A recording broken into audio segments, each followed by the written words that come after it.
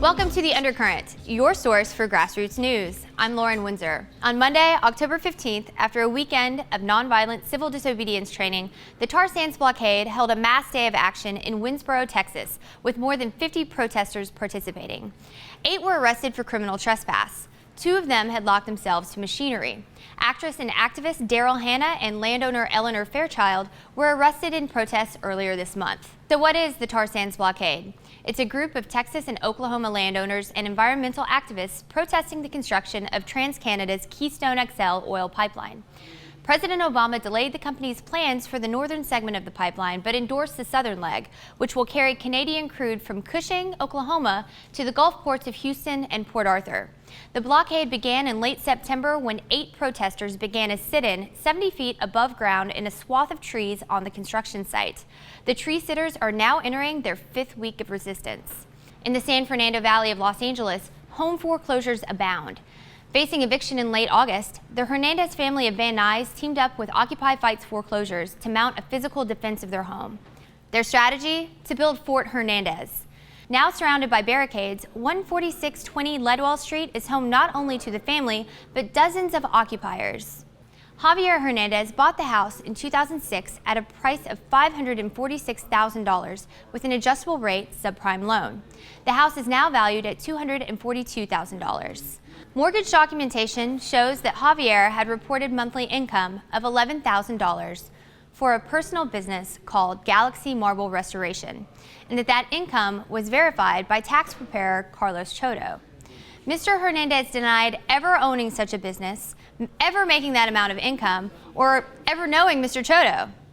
I contacted Carlos Chodo himself, and he stated that he had no files on the Hernandez family and that he had not ever prepared the tax verification letter that was contained within the escrow papers. I have not yet been able to reach officials at Bank of America, the current owner of the mortgage. While it's clear that the income verification was falsified, it's not clear whether it was done by Mr. Hernandez or by Countrywide, the originator of the loan. I held down the fort with brothers Javier and Ulysses to get their side of the story. So you purchased the home in 2006, and then you started to face troubles with your getting a loan modification in 2008? In 2008, they told us that if we wanted to qualify for a modification, they were taking priority with people that had been defaulted already, that were behind already. So they told us if we wanted to qualify for a modification, we needed to be behind on payments. So they told you that in order to get your modification, that you would have to stop making payments on your house? Correct. Yeah, that's what they said.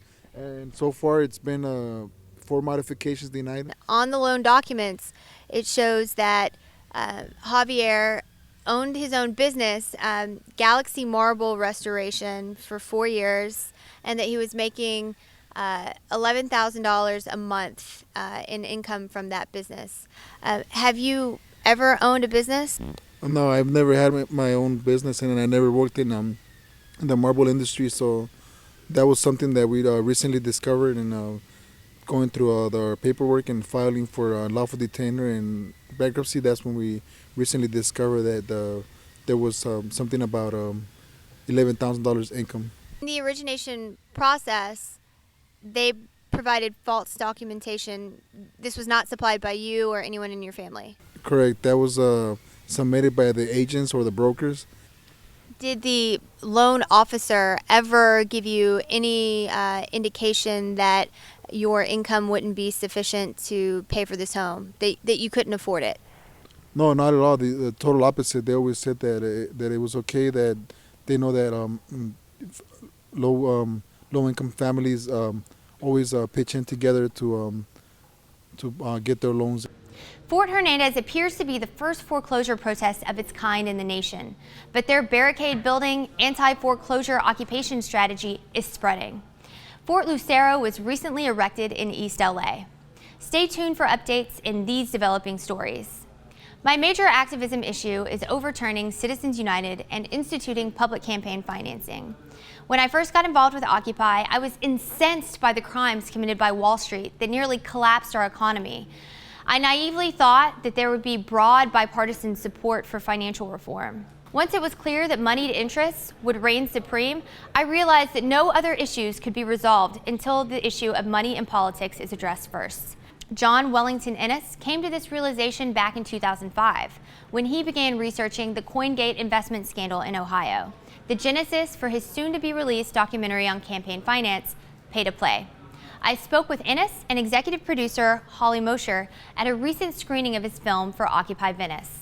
My film Pay to Play takes a look at money in politics through ways that might be able to reach mainstream audiences like Monopoly, colorful campaign stories, and even the emerging street art as a form of protest. I got struck by the CoinGate scandal in Ohio because you hear about Pay to Play, but because there were such colorful details, and there was one guy in it, Tom Noe, who spent money so lavishly and was the popular guy who was involved. And it was not just that he gave to campaigns; he became the campaign manager for these people in Ohio. And it wasn't just that; then he got appointed to the Turnpike Commission and running the the Board of Regents that decides education. This is a college dropout. And so there's all these different things where I was like, you hear about it when it's a bunch of different things at once, but when there's one guy that you can really put in one place for all these different things, people can start to get it.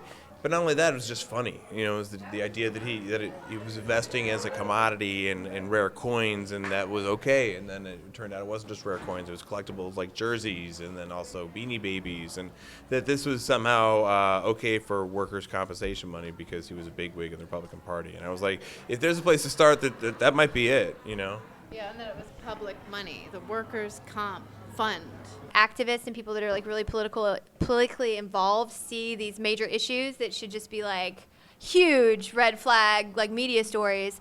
What would you say is problematic in the web of media institutions, the fourth estate? Like, can you comment on what we need to do to fix that? Well, I know my cousin in the early 90s had worked for a news show writing the news, and her boss clearly told her that she could not mention any third-party candidates. And then I have friends that work in the news, and they might have an advertiser that doesn't like a story, so stories will get cut.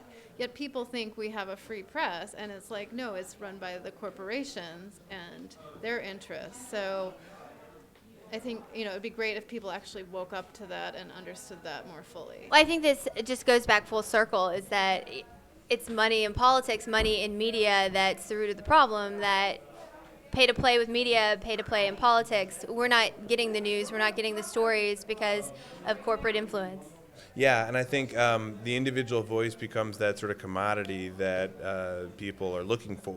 Join me for our next episode, which will focus on groups fighting against the Citizens United ruling and for public campaign financing, with interviews from former Senator Russ Feingold, activist David Cobb, and spiritual author Marianne Williamson. I'm Lauren Windsor. Thank you for watching. Get pulled in to the Undercurrent. Now, I say this every week, but it's true. I'm dedicated to bringing you the grassroots news the mainstream media ignores, whether that's Occupy, Tea Party, Libertarian, or any other. I want this show to be a platform for your voice, but I need you to speak up.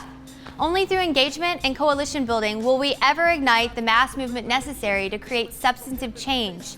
Please submit your events, information, pictures, and video. Just follow the instructions below. If I can cover the event in person, I'll certainly try to do so. If we use your media, we'll definitely credit you. Take part in the media revolution today.